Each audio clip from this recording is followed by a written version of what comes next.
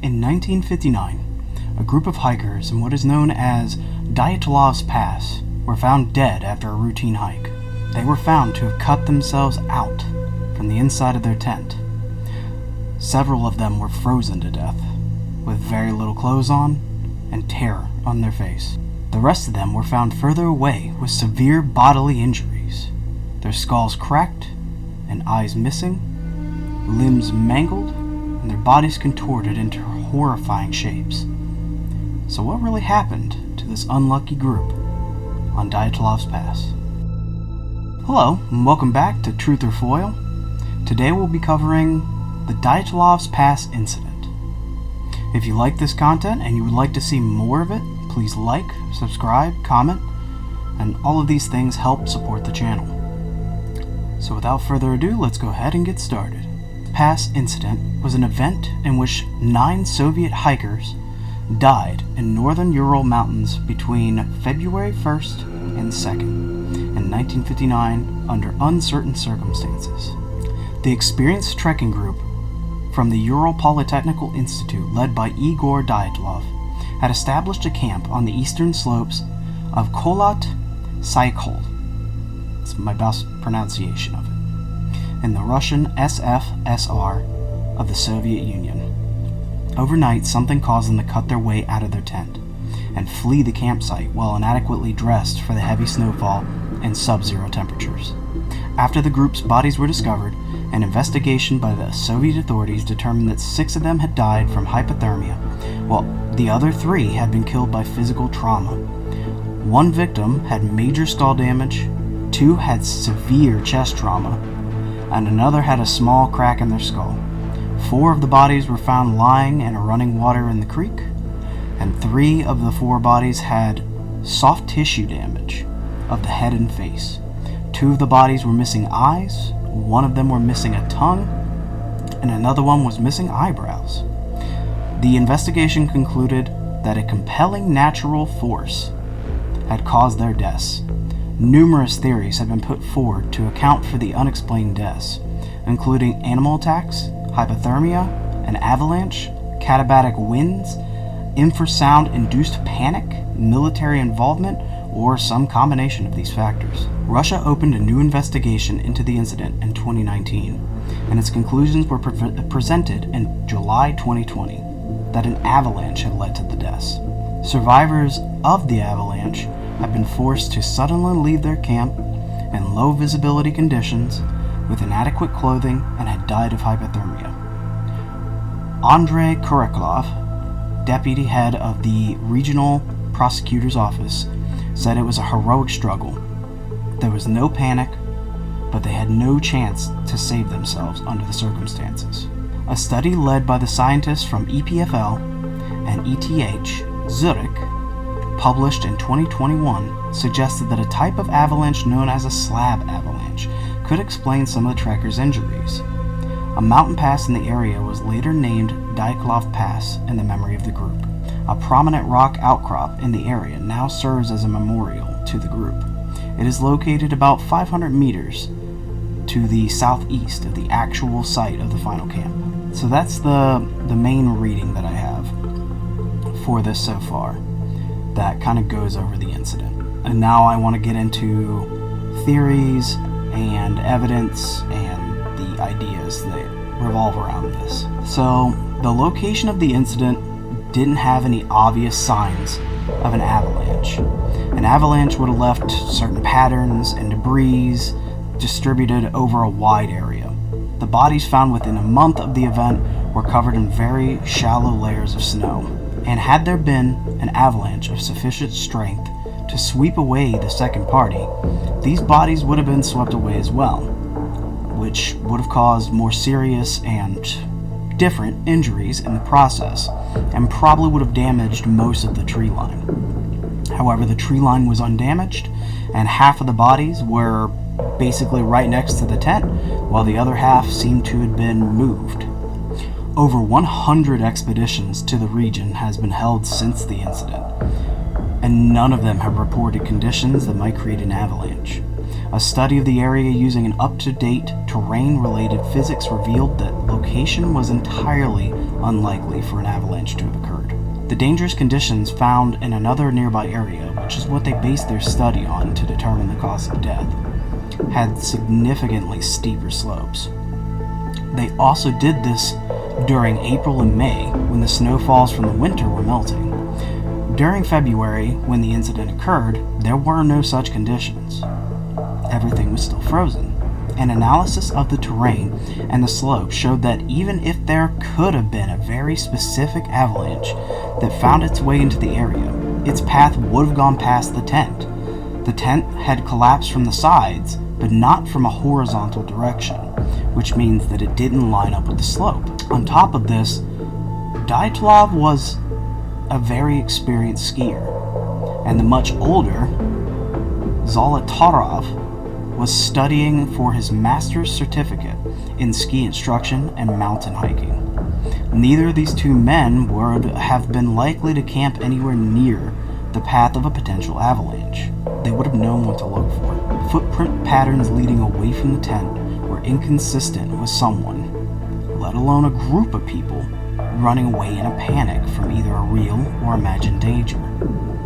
All of the footprints leading away from the tent and towards the woods were consistent with individuals who were walking at a normal pace. Many groups have speculated that the Russian government just wanted to put the whole thing to bed, so they called it an avalanche in spite of all the evidence to the contrary. Although there were some arguments stating that an avalanche was the most likely cause, the arguments being that they were built on the camp in a spot with very little natural protection from an avalanche, and during the winter. This seems reasonable until you remember that the leader and one of the other climbers had years of experience on the slopes and decided it was safe anyway. And in the years since the incident, there hasn't been a single avalanche on the same slopes, making the theory very unlikely. So let's evaluate and let's figure out what the actual most likely cause could be purely from a speculative point. Let's start with Catabatic winds. Catabatic wind is a drainage wind, a wind that carries high density air from a higher elevation down a slope under the force of gravity. Such winds are sometimes called fall winds. They are usually around 60 to 100 knots in speed and can be a crushing force. In 2019, a Swedish-Russian expedition was made to the site, and after the investigations, they proposed that the violent Catabatic wind was the plausible explanation for the incident. Catabatic winds are somewhat rare events and can be extremely violent. They were implicated in 1978 in the case of the Anaris Mountains in Sweden, where 8 hikers were killed and one was severely injured. The topography for these locations was noted to be very similar according to the expedition. A sudden Catabatic wind would have made it impossible to remain in the tent. The most rational course for the hikers would have been to cover the tent with snow and seek shelter behind the tree line. On top of the tent, there was also a flashlight, turned on, possibly left there to intentionally tell the hikers where to get back to their tent when the winds had subsided. The expedition proposed that the group of hikers constructed 2 bivouacs, one of which collapsed, leaving 4 of the hikers buried with severe injuries observed. And let's go ahead and cover some of the other proposed theories as well. Although Catabatic winds has been seen as maybe the most likely, there are some others that are also pretty plausible. Another hypothesis that was popularized by Donnie Ikar in 2013, the Book of Dead Mountain, is that the wind going through Kholat Syakhl created a wind called a Kármán vortex street, which can produce an infrasound capable of inducing panic in humans. In fluid dynamics, a Kármán vortex street is a repeating pattern of swirling vorticles caused by a process known as vortex shedding, which is responsible for the unsteady separation of the flow of fluid around blunt bodies. According to Ikar's theory, the infrasound generated by the wind as it passed over the top of the Kholachal mountain was responsible for causing physical discomfort and mental distress in the hikers. Icar claims that because of their panic, the hikers were driven to leave the tent by whatever means necessary and fled down the slope. By the time they were further down the hill, they would have been out of the infrasound's path and would have regained their composure. But in the darkness, they would have been unable to return to the shelter. The traumatic injuries suffered by the 3 victims were a result of them stumbling over the edge of a ravine into the darkness and landing on the rocks at the bottom. This theory also has a good amount of backing from the scientific groups that are involved. The Kármán Vortex Street Effect is a well-known event. It's fairly common in windy places in the mountains. If it happened in the area, it could have easily created a roar sound, which would have also accompanied a feeling of unease, maybe even causing the hikers to panic and flee, causing their deaths due to low temperature and, for some, the fall. However, there is some evidence against this theory, as interesting as it is, simply because one of them had the forethought to put a flashlight on top of the tent to help them find their way back, and their foot patterns were walking speed. The fact that they had pictures of their foot patterns and they could see their foot patterns also goes against the theory of an avalanche, because their footprints would have been filled in and gone. There's another theory that says that the campsite fell within the path of a Soviet parachute mine exercise. This theory alleges that the hikers, woken by a loud explosion, fled the tent in a shoeless panic and found themselves unable to return for their supplies. After some of the members froze to death, attempting to endure the bombardment, others commandeered their clothing, only to be fatally injured by the subsequent parachute mine concussions. There are actually some records of parachute mines being tested by the Soviet military in the area around that time. Parachute mines detonate while still in the air, rather than when they hit the earth, and they produce a signature injury similar to those experienced by the hikers, which is heavy internal damage with relatively little external trauma. The theory coincides with reported sightings of glowing orange orbs floating or falling in the sky within the general vicinity of the hikers, and allegedly photographed by them, which is potentially military aircraft or descending parachute mines. This theory uses scavenging animals to explain the different injuries in some of the hikers. Some speculate that the bodies were unnaturally manipulated on the basis of the characteristics of livor mortis markings discovered during the autopsy, as well as burns to the hair and skin. Photographs of the tent allegedly show that it was erected incorrectly, something that experienced hikers were unlikely to have done.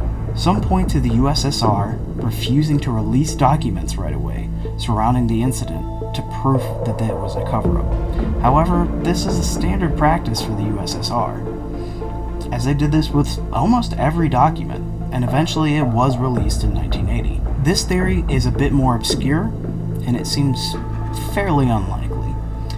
Some people like to also point out the radiation that was found in one of the hikers, but not only were these not plutonium or radioactive mines, they were just normal mines.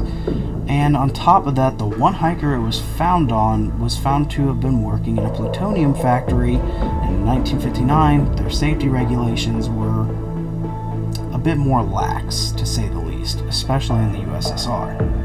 On top of that, had there been any radiation in the air that actually ended up affecting them, it would have been on all of them, not just one. With this theory, we still have the same issue that they weren't running for their lives. They seemed to be just walking, and if you heard explosions around you, you would probably be running. We'll get into some explanations for that in a second. The final theory to consider is one that was put forward by an amateur aviation historian by the name of Andrei Shepelev, that considered that the group could have died due to a photo flash bomb dropped by a U.S. spy plane, and a declassified U.S. document confirms that in the first half of 1959, there was such secret missions near the Salda, which is where they were hiking. According to Shepelev, the U.S. plane could have dropped a photo flash bomb, which, due to the mountainous area, exploded closer to the ground than expected. The explosion could have frightened the hikers, so they left the tent, froze to death, and some of the hikers could have been directly injured by the explosion, and some could have just fell. There are 4 other minor theories that we could look at and rule out relatively easy. So the first one is that they were attacked by the Mansi, which is the local tribesmen. However, the local tribesmen were known to be very peaceful, and there was no track evidence of anyone else approaching the tent, only the people leaving the tent. Another one is that they were attacked by wildlife, but there were no animal tracks, even though there were tracks for the group leaving the tent. And the group would probably have not left their tent in that circumstance. They probably would have defended it. High winds blew one of the members away, and the others attempted to rescue the person. A large experienced group probably wouldn't have behaved like that, and winds strong enough to blow away people would have also blown away the tent. And the final theory is that something happened that was related to a romantic encounter that left some of them with only partial clothing and led to a violent dispute. However, looking into this, investigators state that it was highly implausible. By all indicators, the group was largely harmonious, and the sexual tension was confined to a platonic flirtation and crushes. There were no drugs present, and the only alcohol was a small flask in the medicinal alcohol container, found intact. The group had even sworn off cigarettes for the expedition. So after looking at all the theories, it makes sense why people are debating how they died. All the theories have some validity and plausibility. The one that seems the most likely to me is actually the infrasonic sound. It would have sounded like a roar, it would have blown heavily on the tent, and there is a lot of plausibility that a certain frequency of sound actually causes fear in animals and humans. I believe that it's very possible that they heard a roar and they left their tents to investigate.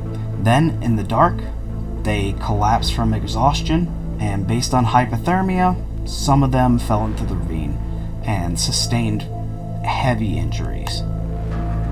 Them missing eyes could have been animals, it could have been just natural elements pulling at softer tissues first, such as their eyes. Your eyes tend to go first because it's a very soft tissue. The ones that were missing eyes were found after 2 months, so that's plenty of time for the eyes to have rotted out. To start, I believe that they left the flashlight on top of their tent because it was already snowing, and in case someone had to get up or go out of the tent for a small period of time, they wanted them to be able to find their way back. I think they had it on there preemptively. I think that many of the walking marks were also due to how cold it was.